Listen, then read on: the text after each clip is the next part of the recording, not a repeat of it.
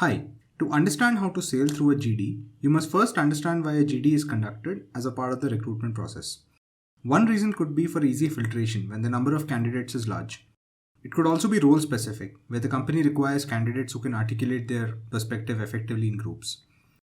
You can also see it in the following manner. If the company hires you and you are in a meeting with your peers and senior management, will you shout and yell to prove a point? Or would you understand the other person's perspective along with putting forward your thoughts so that a good decision can be made collectively? So now that you have some background, let's do a deep dive.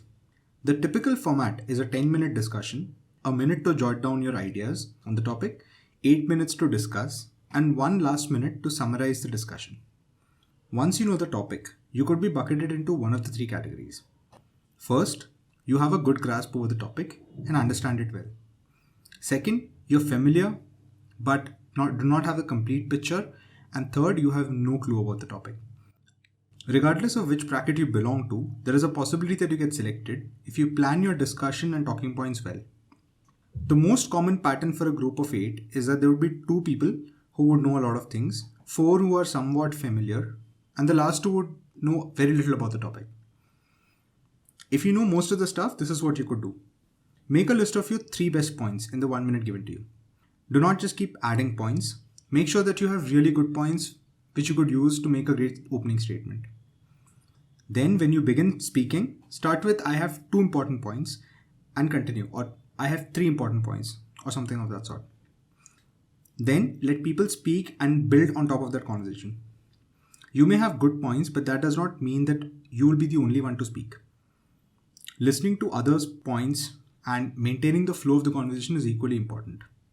If you're familiar with the topic, you could start with a strong point, but you could also try waiting for a while and then jumping right in by analyzing the first few points that were put up by others. Talk about why the previously mentioned points were good or bad. Have they covered all perspectives? If you can offer an alternate perspective, do so. If you can add to someone's point and support it with facts or additional information, you must do so. If you have very little idea about the topic, you could initially listen to the views of the other members. Use these points to form an opinion about this topic, and then at the right time address the group with your opinion. Do you support it? If yes, why? Which point was the one that you liked that one of the members put up? If so, why? Another thing that you could do is ask for a vote by show of hands.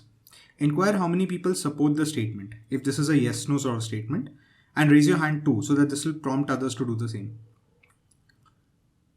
When it comes to the point where you have to summarize, I've always felt that it is best to let someone summarize who has interacted the least in the discussion. Again, this may be based on the situation, but if you can summarize it better, do give it a shot.